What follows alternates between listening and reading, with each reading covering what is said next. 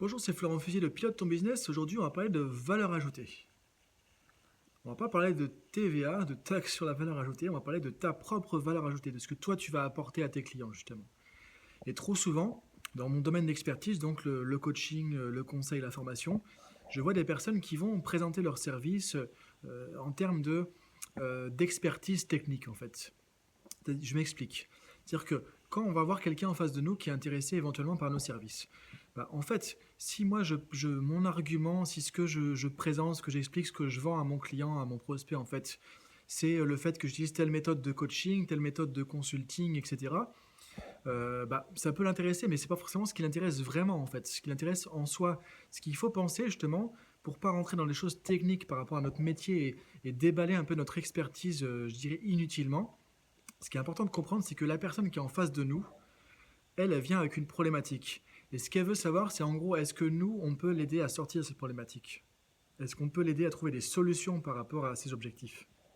C'est ça qui est important de comprendre. Donc l'idée, c'est de te poser la question, quelle est ta valeur ajoutée? Quelle est la valeur ajoutée de ce que tu peux apporter toi à ce client?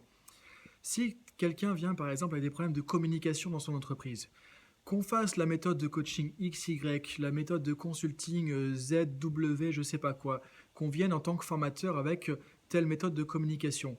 Peu importe, en gros, on s'en fout, la personne, ça n'intéresse pas forcément. Ce que la personne veut savoir, c'est est-ce que, avec mes outils, avec ma casquette de coach, de consultant ou de formateur, je suis capable de l'aider à sortir de ses problèmes. Elle, ce que veut la personne, c'est sortir de ses problèmes de communication. Parce que ça lui pose des soucis dans l'entreprise, parce que ça lui coûte de l'argent, parce qu'elle perd du temps, parce qu'elle perd tout un tas de choses. Donc, elle a envie de changer ça. Donc, l'idée, c'est d'axer justement tes services, la présentation de ce que tu fais, sur la valeur ajoutée que tu vas apporter à la personne, la valeur ajoutée que tu vas apporter aux autres. Et non pas sur les services, les produits que tu vas utiliser, ça, c'est les moyens. Et trop souvent, en tant que consultant, coach, on est expert de quelque chose et on vend en gros notre expertise, mais avec les moyens. Ce qui est important de voir, c'est de vendre non pas les moyens, mais plutôt les résultats qu'on peut atteindre.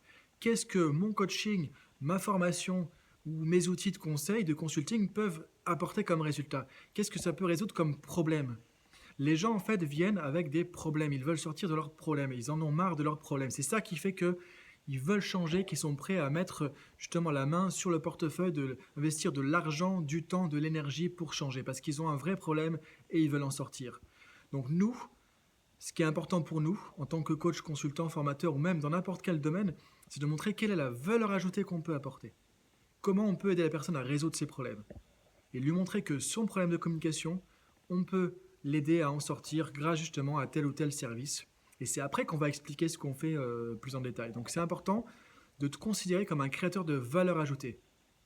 Quand tu es coach, consultant, formateur ou autre, tu es quelqu'un qui apporte de la valeur ajoutée. Donc de savoir quelle est la valeur ajoutée que tu vas apporter, à qui tu vas l'apporter. Et ensuite, le comment tu vas l'apporter va venir de manière secondaire. Mais de mettre l'accent sur quelle est ma valeur ajoutée, qu'est-ce que je peux apporter aux autres, quel type de problème je peux résoudre, quel type de résultat je peux apporter. Et c'est ça que tu dois mettre en avant pour te faire connaître, pour développer ton activité, ton business, parce que c'est ça qui intéresse les gens et non pas les détails sur la technique que tu vas utiliser.